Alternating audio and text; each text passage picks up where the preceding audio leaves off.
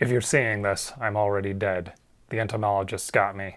They had to prevent the truth from getting out about Syntarsus. It's up to you to remember this story. This is a Your Dinosaurs Are Wrong bonus episode. Dun, dun.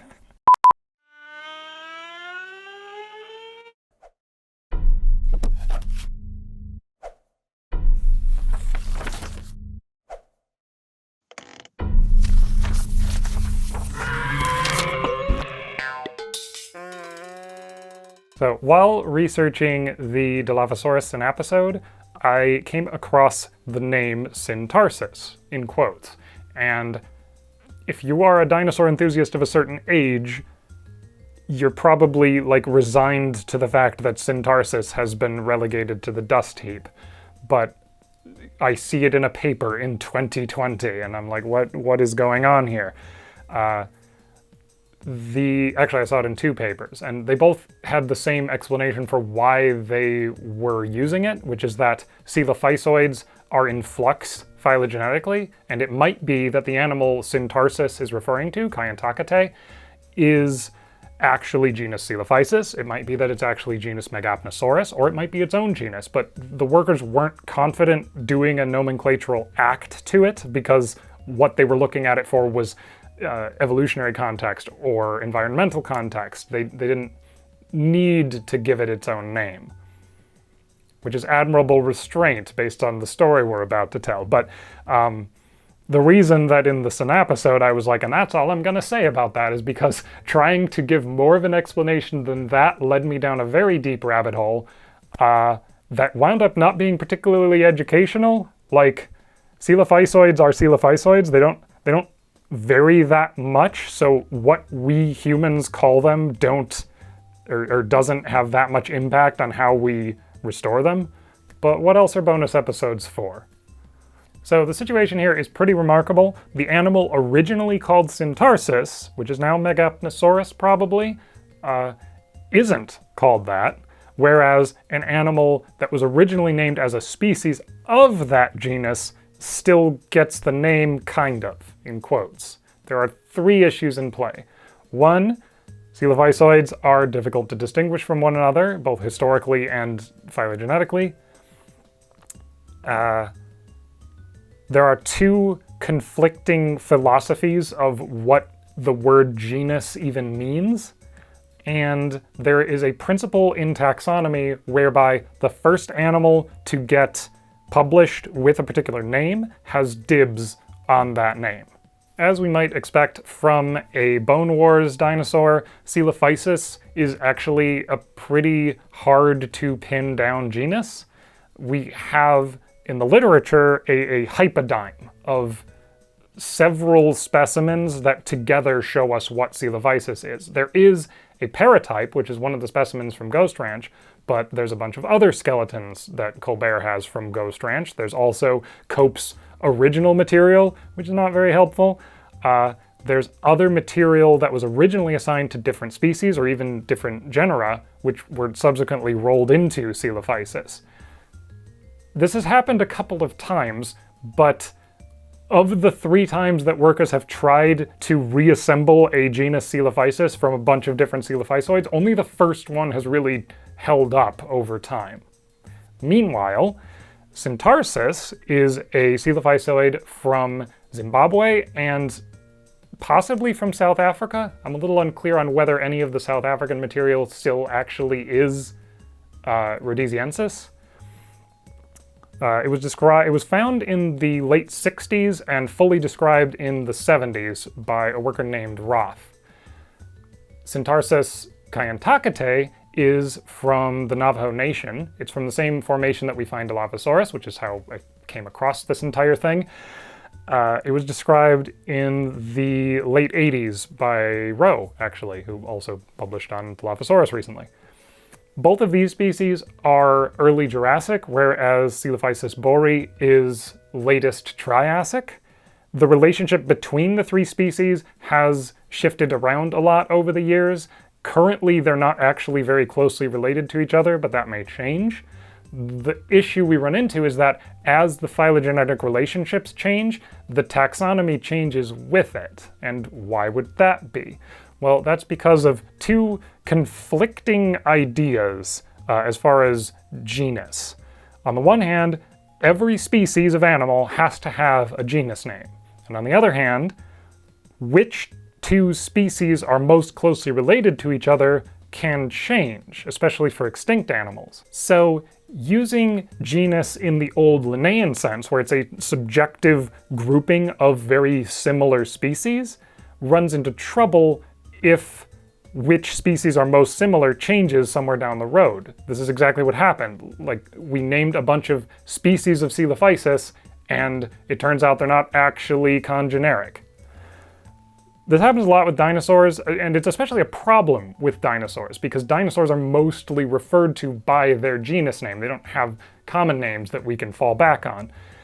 Imagine if every time you moved house, you had to change your first name. If you never move, that's not a real problem, but every time you do, it's going to be very confusing, because now people have to call you Mike instead of Steve or something. Dinosaurs move all the time. Move, in this analogy, being changed phylogenetic position. Now, a pragmatic solution to this that some workers have hit upon is to just not use genus as a grouping rank. They just have one species, one genus. That way, when you're doing your phylogenetic analysis, if a species moves to a different position, it still keeps its original genus name. For whatever reason, workers have been reluctant or dragged their feet on doing this for Coelophysis. Quite the opposite, actually. The last 50 years of tracing Syntarsus's history is a bunch of times of people trying to reassemble genus Coelophysis and then new information shattering it again. So when Syntarsus first emerged, Coelophysis, long united must divide. There was just Coelophysis borii. The other species were no longer valid.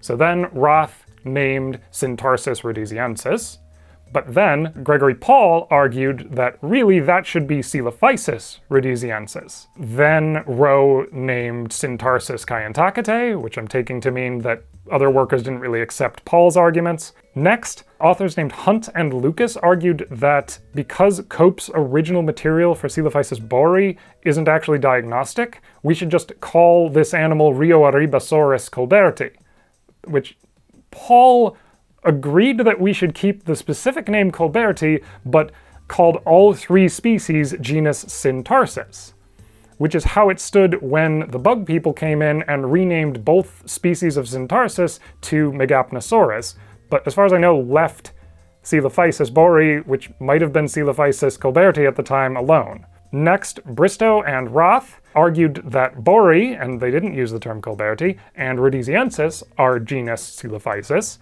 but Coelophysis Kayenta gets its question mark. Next, Yates re-examined South African material of Coelophysis rhodesiensis and determined that it was actually Dracovenator, which is not even a Coelophysoid. Gay re-examined juvenile specimens of Coelophysis Kayenta and found similarly that that is Kayentavenator, which is also not a Coelophysoid. There are problems with that paper, though. It's not actually clear whether this is a non-Coelophysoid theropod or actually just Kayenta. And finally, Martinez and Appeldetti's phylogenetic analysis of their new genus Lucianovenator found that Megapnosaurus is a separate genus from Coelophysis, pretty close to their new genus actually, and also Syntarsus, in quotes, is a separate genus from either of them, which is more or less how things stand now. So, how did Megapnosaurus get in there? That's the fault of the bug people, but really it's the fault of the principle of priority. This is the taxonomic rule that when an animal is published with a name, and another animal is published with the name, whichever one made it to print first gets to keep it. There are exceptions in the rules for situations where going back to the first name would cause undue confusion, but Syntarsus doesn't meet that bar. It's actually a pretty high bar to clear. The purpose of all of this is to keep names in the literature stable and to avoid confusion, so you can see how well that's working.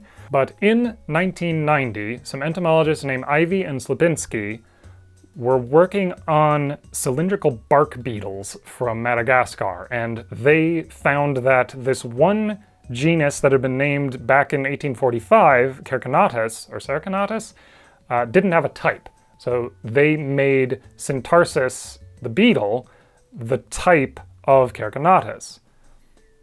Then, in 1996, they saw this journal, or article of a journal. I couldn't actually find a copy of this. I couldn't even find what publication they were referring to, but there was a thing titled Syntarsus, and they looked at it and it was this dinosaur.